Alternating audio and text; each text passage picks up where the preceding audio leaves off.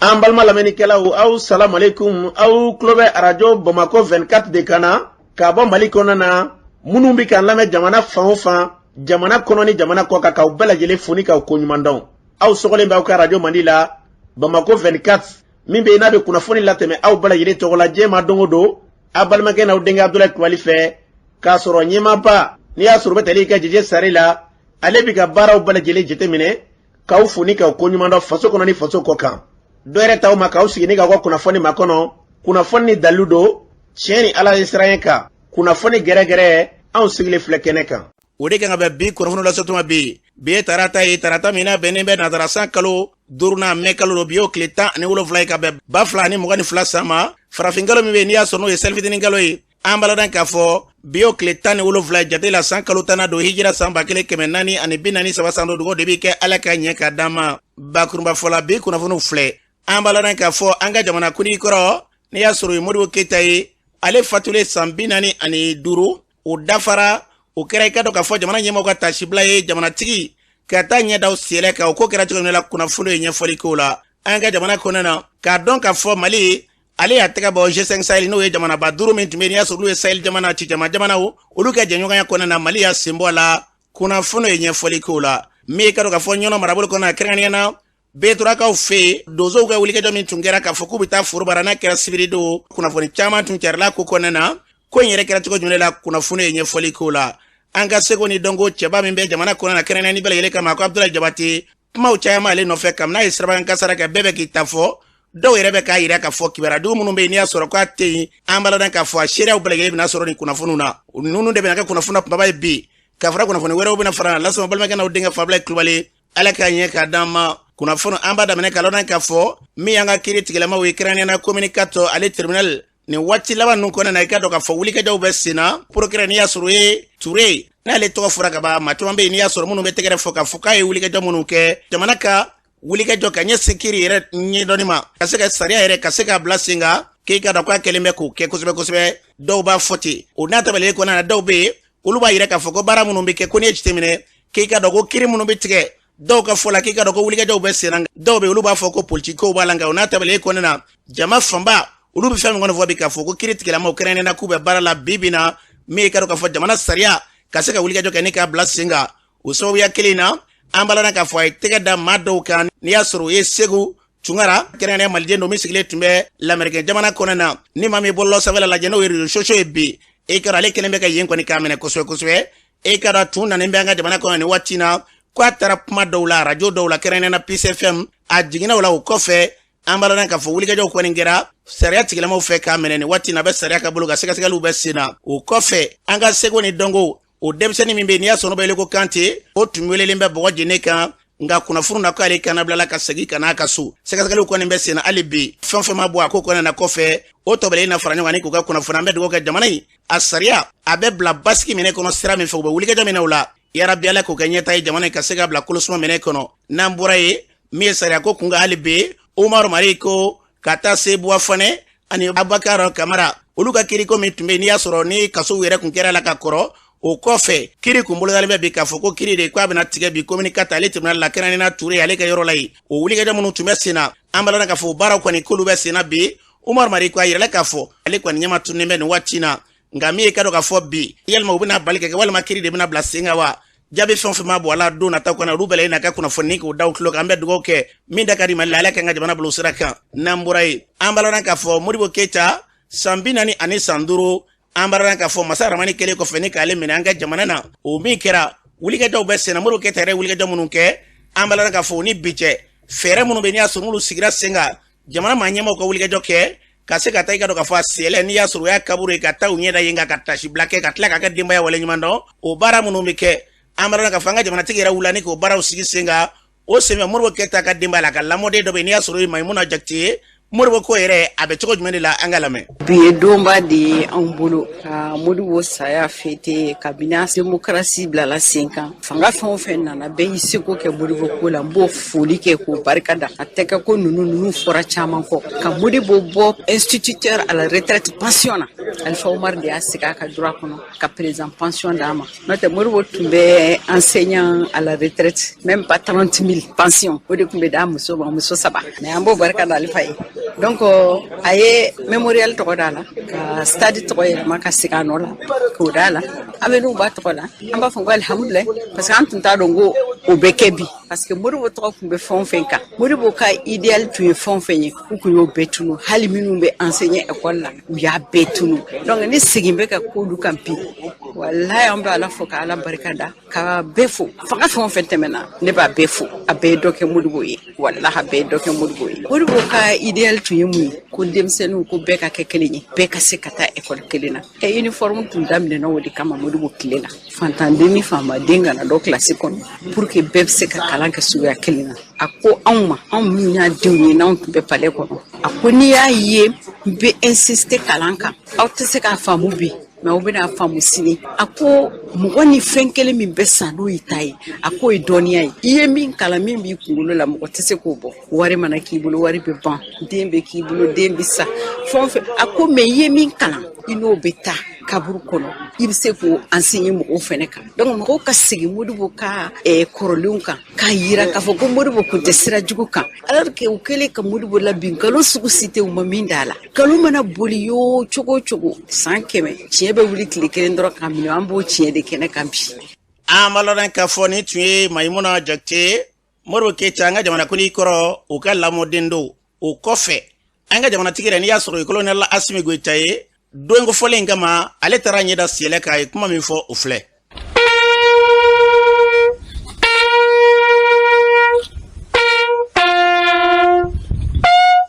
An nana tasibila kɛ président Modibo Keyita ye n'o de ye Mali jamanakuntigi fɔlɔ ye président Modibo Keyita an fɛ mɔgɔw olu de ye kɛlɛ kɛ mun y'a to Mali jamana ka yɛrɛma hɔrɔnya sɔrɔ ani président Modibo Keyita mɔgɔ minnu don a jugu jalen don jamana tɔw ka fara ɲɔgɔn kan n'an b'a fɔ ma unité africaine mun b'a to farafinna jamana caman bɛ fara ɲɔgɔn kan mun b'a to an bɛ se ka kan kelen fɔ k'an ka jamanaw bɔ nɔgɔ la nka a ka kan bi an kana tasibila k'a ye ka foli k'a ye o tɛmɛnen fana kɔ an bɛ foli bila maliyɛn bɛɛ la o n'u ka cɛsiri depuis transition daminɛ la u bɛ ka transition kɔkɔrɔma don k'o foli bila u la ani k'a fɔ maliyɛn bɛɛ na transition fana bɛ o kɛlɛ kelen kɛ mun b'a to jamana ka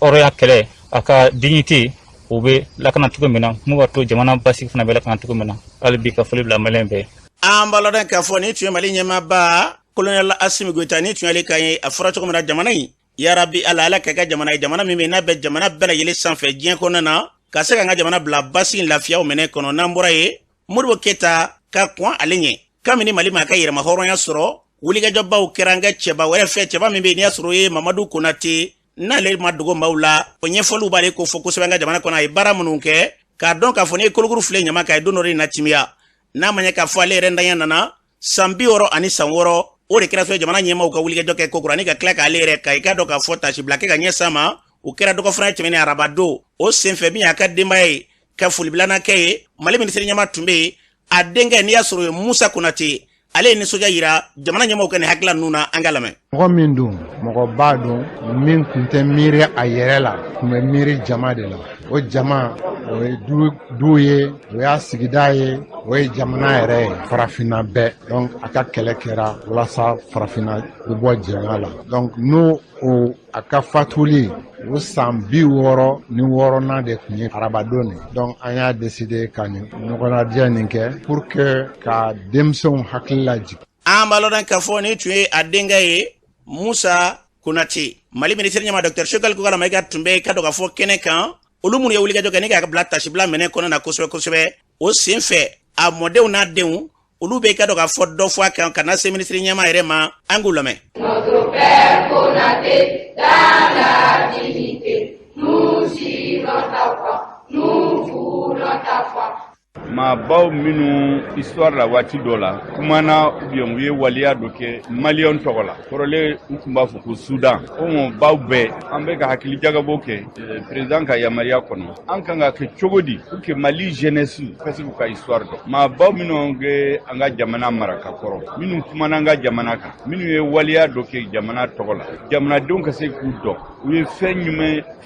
fenyuma jmendeke wiye fenyuma minu ke wiye kuma nyuma minu fo wiye hakili nyuma minu fo ankanga udon Mali jeunesse kanga udon mago minu be jamana mara ukango histoire don Mamadou Konaté dumbe ba don be kumba ay ko anfa ukore Mali histoire contemporaine kono kabo 1946 fobi ma baw minu kumana Mali togola Sudan togola ale yo u foro di parce que ale keleke France Assemblée nationale kono ça peut être député vice-président de l'Assemblée nationale ay keleke pour que farafin kase ku ka horeya soro jamana Afrique jano kase ku ka indépendance soro Africain kase ka ke citoyen de même droit donc ni aya indépendance soro 1960 oui Konaté na jenyon ka kele de résultat de donc anana yira Konaté somola aka parti RDA ka fo ku ye minke malien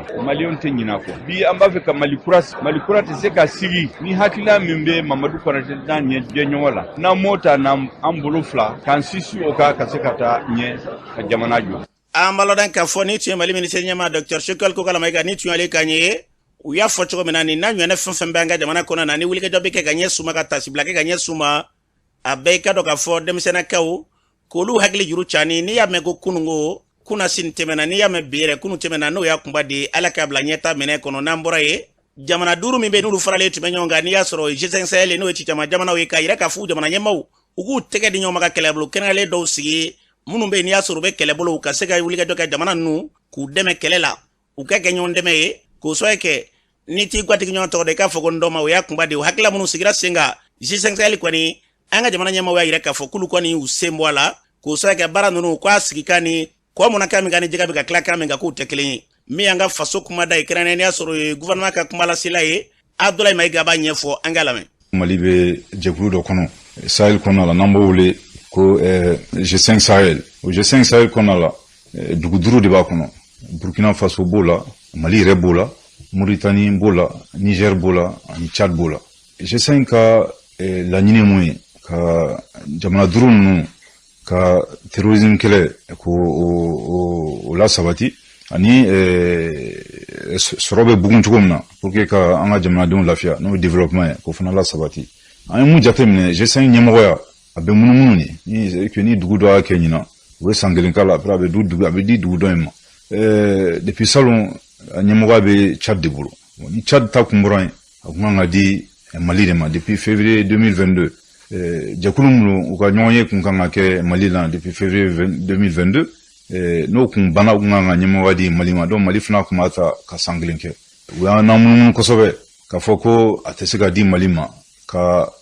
asabu ke Mali be transition mun konala ani ka asabu ke CEDEAO ni yomo kreno ka gente mun ta ga nyashi Mali ma o re gente re yomo re sharia soko ko ka obo Mali kan donc yo o akina fla de foka atesega dama bon are mu jatemne an ko folo mu o joma yae parce que Mali be transition mun Tchad fana go transition kelene la donc transition te ka foko transition donc ay ni doye ni Tchad yake ama relinga mun te di Mali ma donc a jatemne ka fo vraiment komundo te kambo aflana mu yo we ka garante mun fo no yo mo ni CEDEAO ka sanction en développement parce que G5 te yo mo la G5 te CEDEAO fana la donc anole nanolu be nyona ta don kumbese G5 broma donc a obere jatemne adamne la anga jamana nyimo re ko anga peut-être ka an semba ko la ka an sige kula mais anye ko sege ka jatemne ka nya ka fo vraiment dogalement barga buena mais a jatemne ka fo fana mo do dugu do bala lutu re bulamba don ube mo do be lube ku manipuler na fo fraje jamana mo do be ube ku manipuler donc fo bon fana ba sembo G5 ko bela Mali rete G5 na blé ante à instance là mais G5 qu'on a là jekulu rebe no asrasi mayro ante en sento fana la mais akina mu re focus ben ni ko ta toka foko Mali ni Tchad ko problème mani nyonche ube ko Mali ni Burkina ko problème manche mais an me jekulu na ko G5 entouré là an balona k'a fɔ nin tun ye an ka ministre min bɛ kɛrɛnkɛrɛnnena faso gouvernement ka kuma lase la Ndoma Abdoulaye Maiga nin tun y'ale kan ye kuma kolomɔrɔ tɛ dɔ ye dɛ maa tɛ tɛmɛ alimami ɲɛ ye cɛ ye maa tɛ jɔ a kɔfɛ a na kɛ a ka fini kɔfɛla faramɛ wa jɛndi kɛnɛ ye cogo si kelen na k'a fɔ n'a ma ɲɛ k'a fɔ an jɛra an ka jɛɲɔgɔnya kɔnɔna ka tila k'a dabiri kɛrɛnnɛ i ka dɔn k'a fɔ Mali da la k'o de y'a kunba ye o de kama olu kɔni u sɔminɛ nin baara minnu kɛra politiki kunda kulu minnu bɛ yen n'olu farala ɲɔgɔn ko jigiya kura olu ka dɔn k'a fɔ ɲɛma n'i y'a sɔrɔ bɛ tali kɛ Amadu Aya olu hakila ye mun ye nin ko in na an ka lamɛn an kɔni hakilina ye min ye an bɛ kɛlɛ min na jugu kɛlɛ min na il faut que an bolo di ɲɔgɔn ma ni furugufurugu nana il faut que an ka kuma ɲɔgɔn fɛ mais ni furugufurugu nana dɔrɔn k'a fɔ ko ne bɔra a la n t'a la bon o kɔni o bɛ se ka na ni gɛlɛya ye an bolo parce que n'i ye jateminɛ kɛ G5 Sahel ye jamana 5 ye ni Mauritanie b'a la ni Tchad yɛrɛ b'a la ni Niger b'a la ni Burkina b'a la ani Mali bon n'a fɔra ko n'an bɔra a la an dun b'a dɔn ko banbaci ninnu tuma dɔw la n'olu ye tiɲɛni kɛ u bɛ boli ka taa o jamana ninnu na o bɛ boli ka taa donc G5 Sahel yɛrɛ bɛ kɛ sababu ye u ka fara ɲɔgɔn kan ka mɔgɔ ninnu kɛlɛ donc n'an bɔra la n'olu bolila ka don jamana ninnu kɔnɔna na est ce que an bɛ se ka taa ka kɛlɛ kɛ yen wa est ce que an bɛ se ka taa kɛlɛ kɛ an k'o yɔrɔ bɛɛ jateminɛ Mali frontière ka bon kojugu n'a y'a sɔrɔ o garantie kɔni bɛ yen k'a fɔ ko Mali sɔrɔdasiw bɛ se ka banbaci ninnu gɛn ka taa fo u ka dugu ninnu kɔnɔna na k'u bali ka don Mali kɔnɔ o ye fɛn dumanba ye an kɔni bolo bɛnkan tun ye min ye k'a fɔ ko Mali de tun kan ka kɛ a ɲɛmaa ta o bɛnkan kɔni ye min ye a tun man kan ka wuli dɛ a tun kan ka di Mali de ma a kɛra cogo o cogo an ka jamana don an ka jamana ɲɛmaaw u fana ye sɔrɔdasiw ye u bɛ kɛlɛ la u bɛ se kɛlɛ la donc a tun kan ka d'u ma n'a ma d'u ma fana a kan ka fɔ munna a tɛ d'u ma o yɔrɔ nin kɔni o ma bɛn anw ma k'a fɔ a man ka d'u ma a ma bɛn an ma fiyewu parce que an b'an ka jamana kɔ an b'an ka jamana ɲɛmaaw kɔ a ma bɛn an ma an balana k'a fɔ ni tun ye Amadu Aya kɛrɛnkɛrɛnnena faraɲɔgɔnkulu minnu bɛ yen n'olu bɛ wele ko jigiya kura faraɲɔgɔnkulu wɛrɛ minnu bɛ yen n'i y'a sɔrɔ olu bɛ wele ko cadre d'échange pour la réussite de la transition fɔ cogo la furancɛla fanga minnu faralen bɛ ɲɔgɔn kan ko ka se ka wuli ka jɔ ka wɛrɛ kɛ fɔ la ko ka se ka dɔn olu taasige ɲuman ka se k'o bila sen kan olu la min ye Ismail Sako ye olu yɛrɛ b'u hakilila di ko in kan an ka lamɛn a cɛ ka ɲi jamana ɲɛmaaw k'a dɔn k'a fɔ G5 Sahel kɛra sababu ye k'an ka sɔrɔdasiw dɔ former ka dɔ foro ka dɔnniya kan o ni G5 Sahel sɔrɔdasiw tɔw u bɛ se ka ɲɔgɔn faamuya ka baara kɛ cogo min na G5 Sahel kɛra sababu ye fana ka baara di an ka jamanadenw ma Mali kɔnɔ ani kɛrɛfɛ jamanaw kɔnɔ minnu bɛ G5 Sahel kɔnɔ donc bi Mali ɲɛmaaw y'a yira k'a fɔ an bɔra G5 Sahel kɔnɔ o y'a sɔrɔ Mali ɲanginen don CEDEAO kɔnɔ an ɲanginen don UEMOA kɔnɔ an bɔra G5 Sahel fana kɔnɔ Mali tɛ se ka a yɛrɛ minɛ k'a yɛrɛ bɔ kulu bɛɛ kɔnɔ hali ni tiɲɛ na an jigi tun bɛ résultat minnu na kɛwale minnu na olu sumayara ka na mais olu jaabi sɔrɔbaliya ma kɛ sababu ye ko an ka ɲɛmaaw bɔra G5 Sahel la o k'u bɔra parce que ɲɛmaa de ma d'u ma u bɔra parce que sariya tɔndenw kɛlen don a dansago ko la mais an ka ɲɛmaaw k'u miiri k'a fɔ u yɛrɛ ye transition fɔlɔ sariya charte u y'a sɔsɔ donc i yɛrɛ sɔsɔ ni mɔgɔ dɔ fana y'u yɛrɛ sɔsɔ e b'a fɔ k'i b'o o da kɛnɛ kan k'a sɔrɔ i yɛrɛ fɔlɔ de ye sɔsɔli kɛ donc Mali kelen tɛ se Mali mago bɛ G5 Sahel jamanaw la an mago bɛ baarakɛɲɔgɔn la kɛrɛfɛdɛn a nafa foyi tɛ an ka jamana ma a b'an sigi kɔ halisa Ala ka tiɲɛ dɛmɛ an balona k'a fɔ ni tun ye Ismail Sako min ye ka dɔn k'a fɔ cadre olu ka kuma lasela ye nin bɛɛ lajɛlen ma fara ɲɔgɔn an bɛ fɛn min fɔ an ka jamana ɲɛta Ala ka Mali bila sira ka Mali basigi k'an ka jamana bila jamana bɛɛ lajɛlen sanfɛ sanko basigi min n'an b'o nɔfɛ o bɛ se ka sɔrɔ cogo min na n'an bɔra yen an balona k'a fɔ min ye taji baarakɛlaw kɛrɛnkɛrɛnnen ka dɔn k'a fɔ Total Shell olu minnu bɛ yen k'i y'a sɔrɔ n'u tun bɛ baarabila la o baarabila min n'i y'a sɔrɔ n'o ba o kunda o dafara wa ko kura wɛrɛ kun bɛ sen kan k'o sɛbɛn kɛ u ka hakɛw nɔfɛ yaasa ka prɛtikɛ di an ma Sayon Keita b'a ɲɛfɔ an ye an ka lamɛn. Ne tɔgɔ ye Sayon Keita ne ye comité syndical secrétaire général ye Total Énergie la i n'a fɔ aw bɛɛ b'a kalama an bɔra depuis mercredi tɛmɛni grève in phase 2 de kun don phase fɔlɔ kun kan ka ban o banna samedi 0h bon 120 heures kun bɛ yen n'a ma ɲɛnabɔ an bɛ se k'o fara a kan mais o faralen a kan o kɔni o kun b'an yɛrɛ bolo n'a y'a diya an kun bɛ se k'a daminɛ bi n'a den i n'a fɔ an bɛ se k'a daminɛ semaine wɛrɛ cogo min na mais an yɛrɛ nan'a ye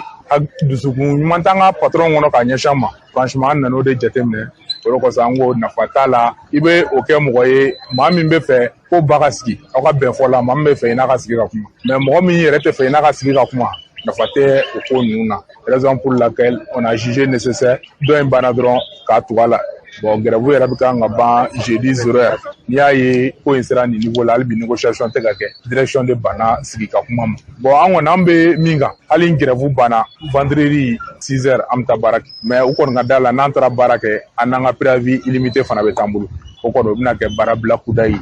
ni laɲiniw ma sabati an tɛna baara kɛ.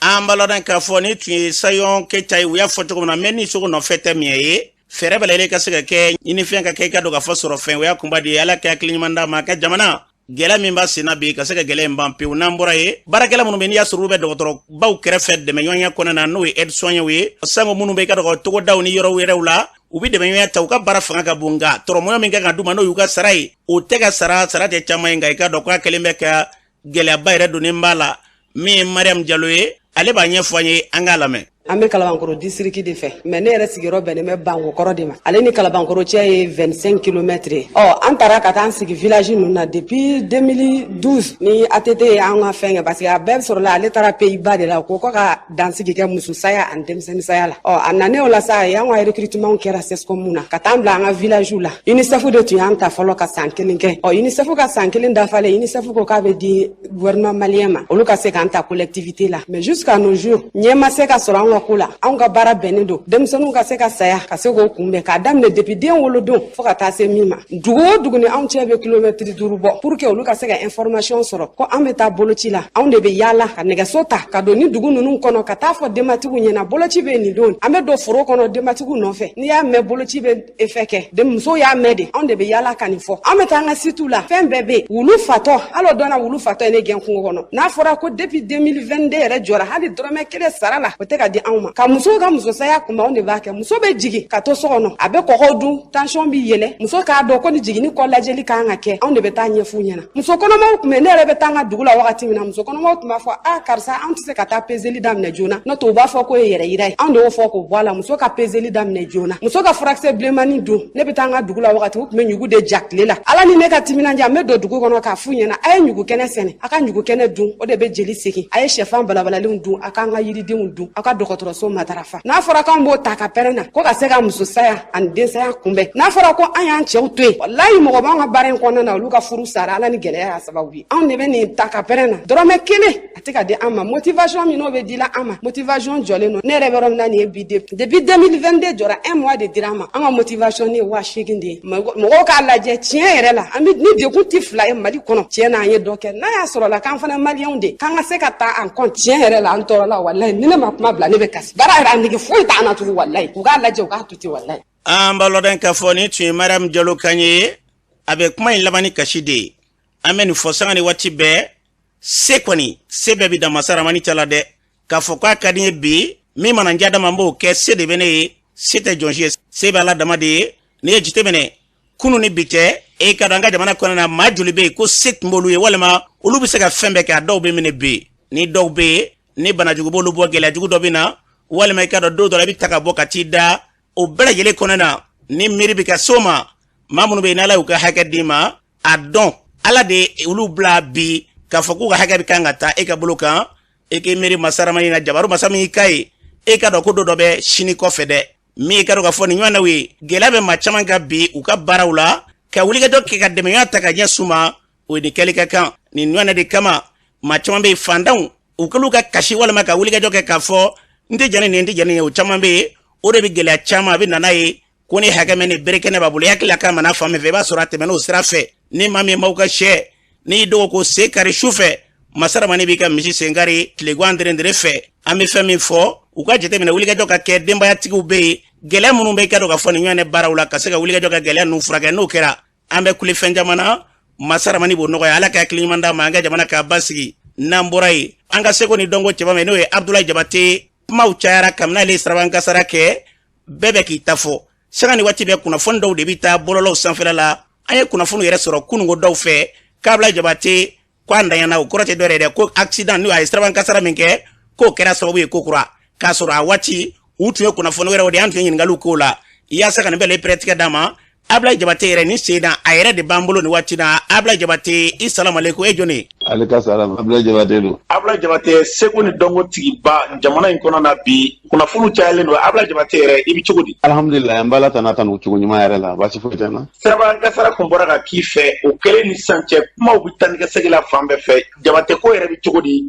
mais a tɛ kuma wɛrɛ bɔ ne bɛ foli k'aw bɛɛ lajɛlen kanubaw ni jatigiw bɛɛ Mali kɔnɔ ani Mali kɔ kan fɛn bɛ Abdoulaye Jabate lamɛn n bɛ foli kɛ bɛɛ ye ka barika da bɛɛ lajɛlen ye ma cayara effectivement parce que ala ka latigɛ ye latigɛ ye ne kun taara so Kucala nsegmato ala y'a kɛ mobili kasara y'an sɔrɔ an ye accident kɛ ma kɛ accident yɛrɛ ye parce que mobili ma se ɲɔgɔn ma an ka mobili jɔlen don kari nana ka na an tan parce que a tun fɛ ka dɔ double ka na an jɔlen sɔrɔ kɛrɛfɛ k'an tan a ma kɛ cogo ni tan ni kɔni kɛra mobili kɔnɔ na mobili ba ni mobili fitinin a bɛ kɛ tiɲɛni ye dɔ kun ne kɔni banana parce que n sen karila alhamdulilayi bi n yɛrɛ bɛ ka kuma waati min na n jɔlen don n sigilen tɛ yɛrɛ kuma tɛ ka da sen kɔni karila mobili vitiri cira ka ɲɛda yɔrɔ dɔw sɔgɔsɔgɔ ni nin denkɛ mɔgɔ 2 de tun bɛ mobili kɔnɔ an mɔgɔ 3 mɔgɔ ye kuma caya ko n sara o ye kuma façon bɛ fɔ mɛ a tɛ kɛ maa ta ye a bɛ kɛ ala de ta ye an bɛ ala sago de la n bɛ yɔrɔ min na bi alhamdulilayi a yɛrɛ tulo bɛ n kumakan na n b'a la tanu n b'a la fo ka yɔrɔ minnu ye min diya mɔgɔ ye n'aw b'a fɔ k'aw fana fo ka jamana ɲɛmɔgɔw fo tout le monde a participé a ye n fɛ mɔgɔ bɛɛ dusukun tɔɔrɔ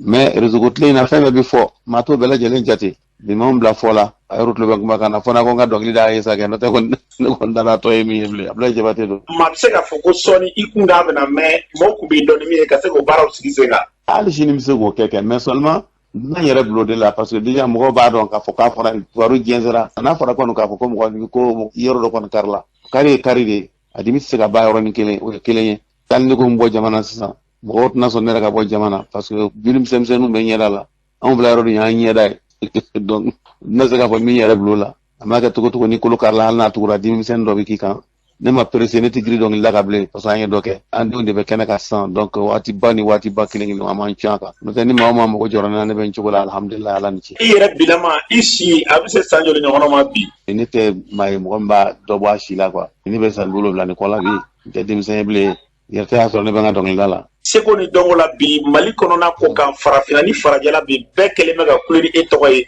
sirabakan kasara min ni o ye sɔrɔ d'a ma ka tila ka na nin kibaru jugu in diɲɛ tɛ e y'o bila minɛ jumɛn kɔnɔ. ne m'a bila minɛ si kɔnɔ ni ala ka minɛ tɛ ni mɔgɔ n'i ye tɔgɔ sɔrɔ kungo don n'i m'a sɔrɔ kungo don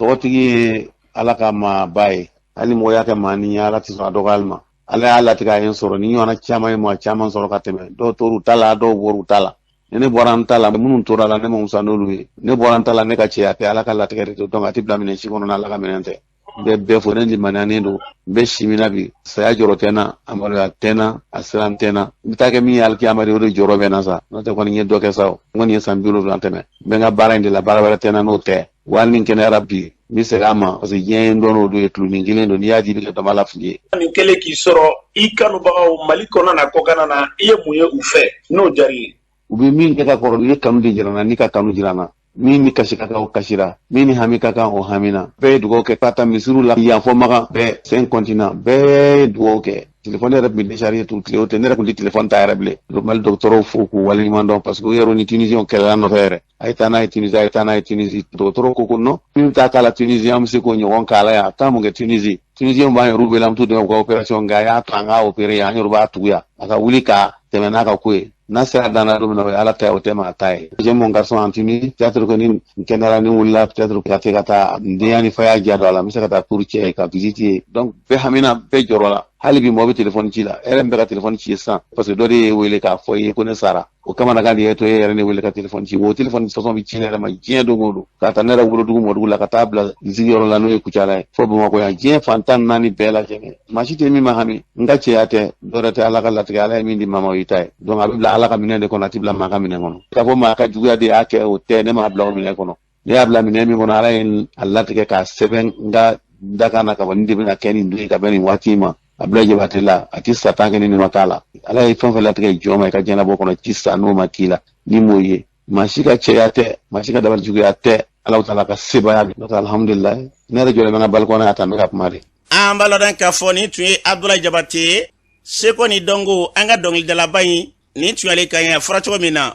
bɔlɔlɔ siraw fɛ ani maa caman bɛ minnu ye nɛgɛjuru ci ne ka ɲininkali kan na mɛ dan mɛn tigila an y'ale yɛrɛ de lamɛn a y'a fɔ cogo min na an ka kunnafoniw ɲɛɲini an kana kɔrɔtɔ fɛn na hali ye nin kɛ k'a sɔrɔ a tigi yɛrɛ kanu de bɛ e la nka e maa ɲɛ dɔn e girinna tɛ ka kunnafoni cari a dɔ bɛ dɔ la a bɛ yɛlɛma k'a kɛ minɛ wɛrɛ ye ala ka hakili ɲuman d'a ma hali bi ala kɛ ka dɔ ka sijan ni kɛnɛya k'o di an n'a kelenkelenna bɛɛ lajɛlen ma n'an bɔra yen an b'a lɔn k'a fɔ B3 la wulikajɔ min kɛra sibiri don donsow wulilen k'a fɔ k'u bɛ taa malo kan Ndobugu ani Bekati ni ɲɔgɔn cɛ o kɔni kɛra i ka dɔ k'a fɔ gɛlɛyaba ye min bɛ yen n'i y'a sɔrɔ ni niw tora la donsow fan fɛ ka taa se jɔnginw ma nka kunnafoni dɔw la ko donsow yɛrɛ k'u ye wulikajɔ kɛ ko ka se ka jadiwala tigilama dɔw fana k'olu kasara u ni na kumaw sen fɛ min ka dɔ ka B3 donso daga Modibo Konare kunnafoniw tun carila ko ale ni tora sen fɛ jadi wala tigilamaw ana kɛ olu ka hakililaw ye ka se ka kunnafoni cari k'a fɔ k'u ye betora kɔni k'u ye gosili min kɛ Modibo Konare yɛrɛ kan chef dɔ don k'a ni tora an ye Modibo yɛrɛ sɔrɔ a yɛrɛ k'a fɔ k'a ni ma to wa a yɛrɛ ma jɔn yɛrɛ Modibo yɛrɛ b'an bolo nin waati na la nɛgɛ kan e jɔni Modibo Konare ndewuti boy betora service Modibo Konare an ye kunnafoni sɔrɔ min ye sibiri dɔ ye ko betora dozo k'a bɔra k'a bɛ taa baara dɔ kɛ Ndobugu ani Bekati ni ɲɔgɔn cɛ k'a ni jariwala tigilamaw kɛra ɲɔgɔn na ye a ko kɛra cogo di an ka dozoden min bɔ B5 de a tɔgɔ ye Baba Kulubali o kun y'a gosi a bɔtɔla a ka foro la u ko malo in ti kan jango k'a gosi bon ala y'a kɛ mɔsi geribu de ta ka taa malo in kan u ye malo in kan daminɛ alamisa jumadenw n'u taara jarisi ninnu taara ka taa mɔgɔ kelen minɛ mɔsi geribu na ka taa ni o ye midi 16h u y'a bila o tigi segala ka na so donc sibiri ala y'a kɛ an yɛrɛ bɔra a 6h ka taa 8h kɔnɔ an taara ka taa yɔrɔ in koli dozoden 22 de taara moto 10 ani 2 olu de taara malo in gosili de kama n'a baara tɔ kama mɔgɔ wɛrɛ ka malo kun bɛ o tigi y'a ta gosi ka na ni o ye so baasi m'o tigi ta sɔrɔ baba ta in baara sera tilayɔrɔ 3 tilan 2 nana so 11h15 ka se 11h20 ma jadewale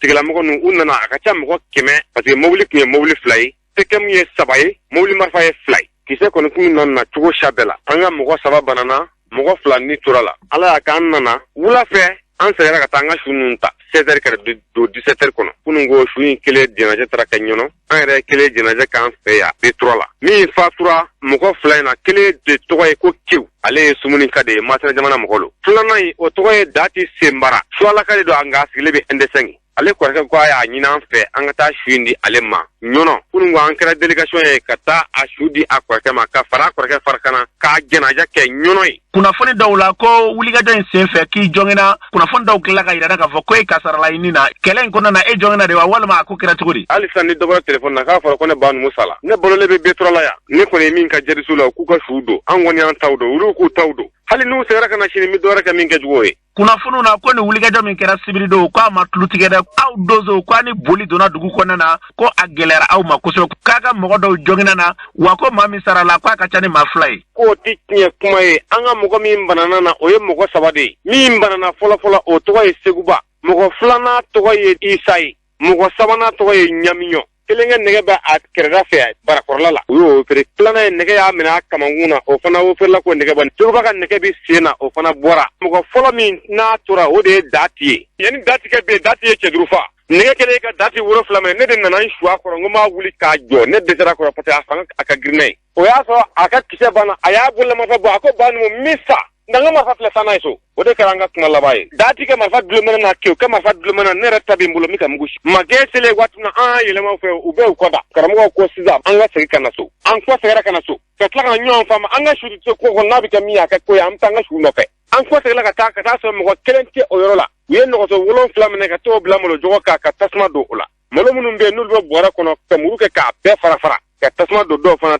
ne yɛrɛ de bolo de ye su 2 in ta k'a bila moto taxi kɔnɔ o tɛ lahara ko ye ko maa si ma sa jadisiw la mɔgɔ 25 u y'o su don tura kana bi sɔgɔmɛ na o dalu jumɛn b'a bolo la min y'u dɛmɛ ka u su don o yɛrɛ y'u jɛɲɔgɔn dɔ ye nka an baarakɛ ɲɔgɔn don kunnafoni b'u bolo cogo min na ni jɛɲɔgɔn b'u la kunnafoni b'an fana bolo ten jɛɲɔgɔn b'an fana na ten o tigi de y'u dɛmɛ k'u su don mɔgɔ 25 kelen su bɛ kungo kɔnɔ ye o ma ta fɔlɔ yɛrɛ jadisiw la o y'a mɔgɔ 26nan ye ni ne k'i ma n ko a lakale a tɛ falen ni mɔgɔ min ko kalo don o su donna yɔrɔ min na i bɛ na n taa jiri la parce que a dugu fana ye n b'a dugu yɔrɔ dɔn su donna yɔrɔ min na fana n b'o yɔrɔ dɔn o y'a bɛɛ don dingɛ kelen kɔnɔ hali sini n'a ka di jadisiw kana n'u m'a dabila an yɛrɛ tɛna dabila abadan Modibo Konare o wulikajɔ kelen senfɛ sibiri dɔ dugu min bɛ n'a bɛ wele ko Ndobugu an ye kunnafoni sɔrɔ cɛkɔrɔba dɔ la Mamari Sigi ko donsow ye o minɛ ko kɔfɛ k'o su taara ye wa k'a taara ye ni donso fini ye tɛgɛnkɔni ɲɛsinnen bɛ aw ma o ko la o kɛra cogo di ne bɛ se ka min fɔ i ye Mamari Sigi tɛ donso ye n'i ye donso fini ye a kan na o ye janfa le ye ne ti ɲɛ dɔw la parce que o bɛ na an ma ni nacogo siya bɛɛ ye an ka betura mugu dɔ la y'a sen dɔ la an y'a ye donso fini bɛ mɔgɔ min kan na a bɛ mɔgɔ 14 bɔ jadisiw kan na ka na an kama o kɔfɛ u nana burumusi finman de b'u kan na ka tila ka don motobisɛri kɔnɔ ni Mamari Sigi su taara ye donso fini b'a kan na o ye Mamari Sigi ni jadisiw ka yɛlɛ kɛ anw tɛ fɛn kalama o la anw kɔni ka su minnu tora an nana n'olu ye anw mɔgɔ 22 anw de bɔra ka taa 2 de kɛra su ye mɔgɔ 20 seginna ka na so 3 ye banabaatɔ ye nin waleya min kɛra sibiri don ko mɔgɔw sɔrɔla mɔgɔ minnu y'a seereya di k'a fɔ ko donsow yɛrɛ de ye Mamari Sigi minɛ mɔgɔ min y'a minɛ a y'a fɔ o tigi ye k'a ka na a kana jira an y'a minɛ yɔrɔ min na a kɛlen ni sisan cɛ yalima an ka lakanabaaw ye wulikajɔ jumɛn kɛ ka ɲɛsin waleya in ma? A don yana an ka taa kungo kɔnɔ sɔrɔsi ne y'u bɛɛ wele k'a f'u ye k'a minɛ Seware ka taa bila Bamakɔ ka na Segu. Ne y'u wele k'a f'u ye an bɛna taa kungo kɔnɔ. Maintenant mugu wulilen n sera ka mɔgɔ 2 fana wele k'a fɔ olu fana ye. F'an filɛ sigiyɔrɔ min na an m'u ye an m'u ka baara kɛ n'o ye. Mɔgɔ t'a fɛ jamana in ka lakana i kɛra sɔrɔsi ye o i kɛra jadisi ye o i kɛra donso ye o yarabi Ala ka jamana in suma i su kan. An ka jamana Ala k'a bɔ bolo la ka tila k'a fɔ sɔrɔsiw ye o k'a to ni donso ka jɛ ka baara kɛ ɲɔgɔn fɛ. Ne m'a fɔ appareil tɛ tiɲɛ ye mais mɔgɔ min birilen b'a ka foro kɔnɔ e bi kungo kɔnɔ appareil tɛ se k'a to kungo kɔnɔ f'e k'o tigi biri to a ka foro kɔnɔ k'o ye. Parce que ni sɔrɔsiw donna nin sira in fɛ dugukɔnɔmɔgɔw bi yan minnu n'u bɛ jɛ la olu b'u wele k'a fɔ sɔrɔsiw bɔra ka na u b'u boli ka taa kungo kɔnɔ ka t'u biri foro kɔnɔ foro kɔnɔ. E tɛna se ka taa o tigi nɔfɛ foro kɔnɔ anw minnu bi yan na anw de b'a dɔn nin de ye karisa ye nin de ye karisa ye. Ni n'o tigi ma jɛ ka baara kɛ ɲɔgɔn fɛ i b'i ka baara kɛ nka dɔ b'i ka baara jɛ. Sɔrɔsiw k'a to ni donso ka baara kɛ ɲɔgɔn fɛ appareil ye tiɲɛ ye nka nin ye karisa ye o fana ye tiɲɛ ye dɛ. Ka sɔrɔsiw fo ka donsow fo. An balɔnna k'a fɔ ni tun ye Modibo Konare kan ye fɛn fɛn an ka jamana basigi lafiya ye o bɛna sira min fɛ yarabi Ala k'an ka jamana bila o minɛ kɔnɔ. N'an bɔra ye an bɛ taa jamana kɔkan na Umu Danbɛlɛ mun b'e bolo? An karamɔgɔ an taga Senegali jamana kan yurugu kɛlɛli sɛgɛsɛgɛli tɔnba a y'a ka jaabiw jira k'a fɔ ko san 2019 wagatiw la ka taa bila san 2020 na fo ka taa se san 2021 wagatiw la a y'a jira k'a fɔ ko jamanakuntigi Macky Sall ko ale masɔrɔna mɔgɔ caman ni jalagilen don ka taa ka k'u ye foroba wari caman dun.